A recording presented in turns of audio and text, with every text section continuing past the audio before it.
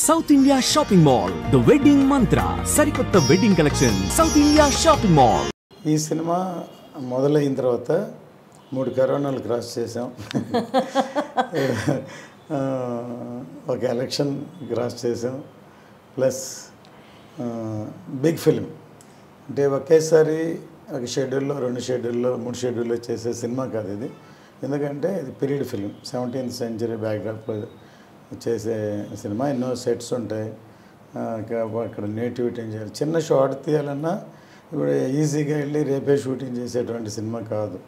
దానికి బ్యాక్గ్రౌండ్స్ ఉంటే స్పాన్ ఉంటుంది, సీజీ వర్క్ ఉంటుంది, గ్రాఫిక్స్ చాలా ఎక్కువ ఉన్నాయి సినిమాలో. గ్రాఫిక్స్ అంటే గ్రాఫిక్స్గా తెలిసేది 1-2 సీక్వెన్స్ ఉన్నా మిగతాది గ్రాండీర్ కోసరం, తర్వాత ఆ పీరియడ్కి తీసుకెళ్ళడం కోసరం గ్రాఫిక్స్ చేయాల్సి వచ్చింది. అందువల్ల plus power star Pawan Kalyan గారి బిజీ షెడ్యూల్స్ తోటి ఆయనతోటే ట్రావెల్ చేస్తూ ఈ సినిమా తీసాం. ఫైనల్గా ఫినిష్ అయ్యి June 12th థియేటర్కి వస్తున్నాం. బేసికల్గా సార్ మీరొక పర్ఫెక్షనిస్ట్, ఆయన వేరే లెవెల్ పర్ఫెక్షనిస్ట్. దాంతోపాటు ఆయన డెప్యూటీ చీఫ్ మినిస్టర్గా బాధ్యత తీసుకున్నప్పటి నుంచి ఈ సినిమాకి సంబంధించి అంటే కావాలని కొన్ని చేయరు, కానీ డిలే అవుతూ వస్తుంది because of all the busy schedules. అది మీ మీద ఏమైనా ఇంపాక్ట్ ఉందా సార్? అంటే సినిమా ఇంకెప్పుడు రిలీజ్ అవుతుంది? It is a big project. ఇది న్యాచురల్గా డిలే అయ్యే కొంది అందరికీ తెలిసింది ఏంటంటే ఇంట్రెస్ట్లు అవన్నీ ఉంటాయి. కానీ దాంతోపాటు నేను ఎప్పుడు మనీ మైండ్గా సినిమా చేయను. చేస్తే ఆయనకు నాకున్న సాన్నిధ్యంతో ఏదో ఒక రీమేక్ సినిమా చేసేసి త్వరగా అయిపోతుంది, మనం ఇప్పటికి 2-3 సినిమాలు చేయొచ్చు. కానీ చేసే సినిమా మంచి సినిమా చేయాలి ఒకటి. తర్వాత ఆయన చాలా సినిమాలు చేసి ఈ సినిమాతో పాటు ఆయనకి మంచి పేరు రావాలి, నాకు పేరు రావాలి. ఒకసారి ఇప్పుడు మారుతుంది, ట్రెండ్ కూడా మారుతుంది ఇండస్ట్రీలో. సో దానికి తగ్గట్టు స్పాన్ ఉండే సినిమా అయితే పెద్ద సినిమా, పాన్ ఇండియా సబ్జెక్ట్ అని మేము ఓపెనింగ్లోనే అనౌన్స్ చేసాం. ఎందుకు చేసామంటే నేను ఖుషీ టైంలో హిందీలో డబ్ చేద్దామని కళ్యాణ్ గారు కూడా అడిగితే, అప్పుడు అది only love story social cinema కాబట్టి అది అప్పుడు అంత థియేటర్స్కి రారు, అందుకని అందుకు వద్దను. ఈ సినిమా ఎవరిని అడగకుండా మొదటి రోజే పూజ రోజే నేను పాన్ ఇండియాని అనౌన్స్ చేశాను. ఎందుకంటే ఈ సబ్జెక్ట్ అలాంటిది. ఈ సబ్జెక్టు సౌత్ కంటే నార్త్కి ఎక్కువ కనెక్ట్ అవుతుంది నా నమ్మకం కాదు, కనెక్ట్ అవుతుంది కూడా అటువంటి సబ్జెక్ట్. అందువల్ల దీన్ని పాన్ ఇండియా అని అనౌన్స్ చేస్తాం. దాంతో ఎక్కువ రెస్పాన్సిబిలిటీ ఎక్కువైపోయింది. ఫస్ట్ లుక్ మేము ఇవ్వగానే ఆయన గెటప్ చూశారు కదా, కళ్యాణ్ గారు ఫస్ట్ టైం ఈ గెటప్లో ఉంటున్నారు. ఎంతమంది ఆయన సోషల్ సినిమాలు చేశారు. రెస్పాన్సిబిలిటీ ఎక్కువైంది. ఎలా ఉంటుందో బాగా రావాలి, మళ్ళీ లేకపోతే ఉన్న పేరు పోతుంది కదా, కష్టపడి సంపాదించిన నా పేరు ఆయన పేరు అందరి పేరు స్పాయిల్ చేయడం ఇష్టం లేక పర్ఫెక్షన్కు ఇంత టైం అయింది. బేసికల్గా సార్ మీరు చాలా పర్టిక్యులర్గా ఉన్నారట కదా, కళ్యాణ్ గారితో సినిమా చెయ్యాలి, చేస్తే ఆయనతోనే చెయ్యాలి అని. ఎందుకంటే ఖుషీ సూపర్ హిట్, బంగారం అయిపోయిన తర్వాత సత్యాగ్రహి నుంచి మళ్ళీ హరిహర వీరమల్లు వరకు కళ్యాణ్ గారితోనే నేను సినిమా చేస్తున్నాను అన్న మీ పట్టుదలని నిజం చేసుకోవడానికి 5 years జర్నీ ఒక ఎగ్జాంపుల్ అంటే ఇప్పుడు సత్యాగ్రహి అని ఆయన డైరెక్షన్లో ఏఆర్ రెహమాన్ గారి మ్యూజిక్తో పిసి శ్రీరామ్ కెమెరాని పెద్ద పూజ చేసి ఆయనే టైటిల్ చెప్పి అనౌన్స్ చేశాం. తర్వాత అది జరగల. ఎందుకు జరగలేదంటే ఆయనే డైరెక్టర్, ఆయనే కథ కూర్చోవాలి, కథ చేయాలి. దానికి ముందు జానీ డైరెక్ట్ చేశారు. సో అందువల్ల మేబీ జానీ అందరికి తెలిసింది అనకూడదు, కానీ సక్సెస్ అవ్వలేదు కాబట్టి ఆయన వద్దనుకున్నారో నాకు తెలియలే. సరే, నాకు ఇప్పుడు లేటెస్ట్గా అనిపించింది ఏంటంటే, నేను మొన్న ఒకసారి కళ్యాణ్ గారిని కలిసినప్పుడు, సార్ నేను అప్పట్లో మిమ్మల్ని కలవలేదు, ఒకవేళ నేను కలిసి ఉంటే ఖచ్చితంగా చేసేవాడిని సార్, నేను ఇవన్నీ చూడండి పెద్ద హిట్ అయి ఉండేది అంటే నవ్వారు. ఏమన్నారంటే, ఒకవేళ మీరు కలిసి సినిమా చేసి సూపర్ హిట్ అయ్యి ఉంటే నేను అమెరికన్ లాగా సినిమాలే చేసుకుంటూ ఉండేవాడిని, పాలిటిక్స్లోకి వచ్చి ఉండేవాడిని కాదు. అంటే పవన్ కళ్యాణ్ గారు పాలిటిక్స్లో రావడానికి తెలియకుండా ఒక ఫోర్స్ కారణంలో మీరు కూడా ఉన్నారన్నమాట. అంటే ఆయనకి ఎప్పుడు నాకు లాంగ్ జర్నీ 2 దశాబ్దాలతో కూడా ఆయనకి నాకు చాలా ఇష్టం. ఎందుకంటే సినిమా ఆర్టిస్ట్గా కాదు, ఒక వ్యక్తిగా ఆయన ఆశయాలు, ఆయన భావాలు, ఆయన అవన్నీ నాకు బాగా ఇష్టం. సో ఆయన ఎప్పుడు ప్రజాసేవ చేయాలనే ఉద్దేశంతో ఉంది సినిమాల కంటే. ఆయన ఎప్పుడు నేను చెప్పడం కాదు, బై పవర్స్ నేను సినిమాలకు వచ్చాను కానీ అని చెప్తూ ఉన్నారు. యాక్చువల్గా అది నిజం.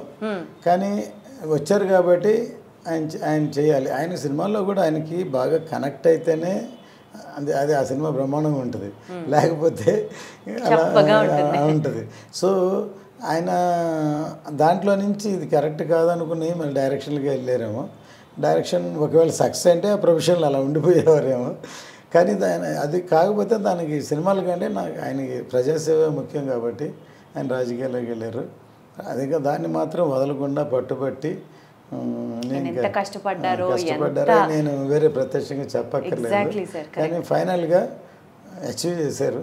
కానీ ఒక విధంగా ఏమంటారంటే ఎప్పుడు మేము power star Pawan Kalyan power star నరుస్తుంటారు కదా, మేము పవర్ స్టార్ నా సినిమాలో టైటిల్ వేయొద్దు అని అనేవాళ్ళు. సరే ఎందుకంటే పవర్ వస్తే కూడా ఆయన మనం పవర్ స్టార్ అని అనిపించుకోవడం ఆయనకి పెద్ద ఇష్టం లేదనమాట. మనం ప్రూవ్ చేయాలి, ప్రజాసేవ చేయాలి తప్ప పవర్ స్టార్ అని కాదని. ఆయనకు అలా చెప్పుకుంటూ పోతే ఎన్ని లేవు సార్. పవర్ స్టార్ అన్నది ఆయనకి ఇష్టం లేకపోవచ్చు, కానీ ఇప్పుడు ప్రత్యేకంగా ఎలక్షన్స్ టైంలో పిఠాపురం ఎమ్మెల్యే గారి తాలూకా అన్నది ఎంత ట్రెండ్ అయింది సార్. ఇప్పుడు హరిహర వీరమల్లు గారి తాలూకా అని చెప్పాలి. ఇంకా పవర్ స్టార్ అన్నది ఆయన ఎలివేట్ చేయడం వద్దు అని అంటే. సార్ బేసికల్గా ఈ సినిమా ఇందాక మీరు అన్నట్లు ఆయన గనక ఫిక్స్ అయితే కనెక్ట్ అయితే వేరే లెవెల్ ఉంటుంది అన్నది. ఈ సినిమాలో పవన్ కళ్యాణ్ గారి కనెక్షన్ ఎంతవరకు మీరు అబ్జర్వ్ చేశారు? నిన్న ఒక సాంగ్ రిలీజ్ అయింది, చూసి ఉంటే దాంట్లో కొన్ని చిన్న క్లిప్స్ ఉన్నాయి. దాన్ని చూసి ఉంటే ఆయన ఎంత కనెక్ట్ అయ్యారో, విజృంభించి అలా చేశారు, అది దాన్ని బట్టి అర్థం అవుతుంది. అంటే మీ అసెస్మెంట్ సార్, మీరు ఇంకా క్లోజ్గా ట్రావెల్ చేశారు, మీరు ఇంకా దగ్గరగా చూస్తారు కాబట్టి అదే చెప్తున్నాను. అది అసలు ఒక సినిమాటిక్ ఫైట్లా లేదు, అంటే రియల్గా ప్రాణం పెట్టి చేసినట్లే కాదు. ఒక 100 మందిలో ఒకళ్ళు ఇరుక్కుంటే మనం బాలచంద్రుడో లేకపోతే అభిమన్యుడో అలా చూసాం కదా, వీర విహారం చేసినట్లు ఉంది అది యాక్చువల్గా.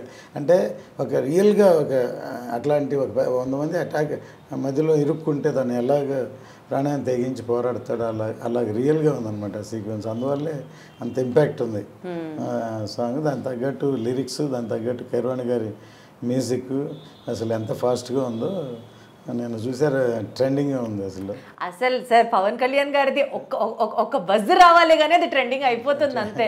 అంత క్రేజ్ ఆయనకి, అంత ఫాలోయింగ్ ఆయనకి.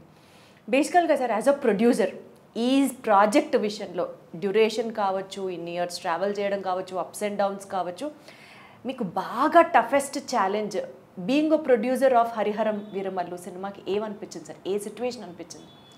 నాకు ఇంత లాంగ్ జర్నీ అందరికీ తెలిసిందే. ఎందుకంటే మధ్యలో కరోనా వచ్చినప్పుడు అందరం అసలు ఇక్కడ లేవు, కనెక్షనే లేదు ఎక్కడ. మళ్ళీ సెకండ్ కరోనా అప్పుడు కళ్యాణ్ గారు కూడా కరోనా వచ్చింది. ఆయన బాగా ఫేస్ చేశారు. చాలామంది ఆయన రికవర్ అవ్వాలని మేము అనుకున్నాం. టైం పట్టింది. రికవర్ అయిన తర్వాత అప్పుడు భీమ్లా నాయక్, హరిహర వీరమల్లు 2 ప్యారలల్గా చేస్తున్నారు. అప్పుడు ఆఫ్టర్ కోవిడ్ అంత ఇమ్మీడియట్ రికవర్ ముందు ఒక సినిమాని ఫినిష్ చేసి దాని ముందు అది రిలీజ్ చేద్దాం. తర్వాత చాలా టైం బట్టి తర్వాత మా షూటింగ్ వచ్చారు. వచ్చిన ఆ సీక్వెన్స్ తోటి అసలు అప్పుడే సినిమా అయిపోవాలి, కానీ ఆ సీక్వెన్స్ చాలా ఇంపార్టెంట్. అది దాదాపు 60 డేస్ చేసాం. అందులో దాదాపు 45-50 డేస్ కళ్యాణ్ గారు ఉన్నారు ఒకే సీక్వెన్స్. ఇంతవరకు మేబీ హిస్టరీ అవ్వచ్చు. ఒక సీక్వెన్స్ ఒక క్లైమాక్స్ చేసిన 10 రోజులు 15 రోజులు చేస్తాం, 60 డేస్ ఒకే ఒక సీక్వెన్స్. సో అందువల్లే దాంట్లో అంత పవర్ ఉంది. మేబీ అక్కడ రామోజీలో షూట్ చేస్తే అక్కడ ఒక హిల్ ఉంది, 4:30కి లైట్ పోద్ది, 4:30 సాయంత్రానికి 4:30కి. జనరల్గా 4:30 to 6 ఒక సాఫ్ట్ లైట్ ఉంటుంది. అప్పుడు బాగా ఫాస్ట్గా హార్ష్గా ఉన్నప్పుడు అందరూ టైర్ చేయలేరు, ఎక్కువ వర్క్ జరుగుతుంది. అలాగూ అన్ని రోజుల్లో డైలీ 1.5 hours 2 hours పోతే అది 50 రోజుల్లో అదో 15 రోజులు 20 రోజులు పోయినట్టే లెక్క. అంతే అంతే. అంటే అటువంటి లొకేషన్ మేము చూస్ చేసాం అక్కడ ఒక టాప్ హిల్లో ఉండాలని, అవుట్డోర్. సో అందువల్ల బాగా టైం పట్టింది.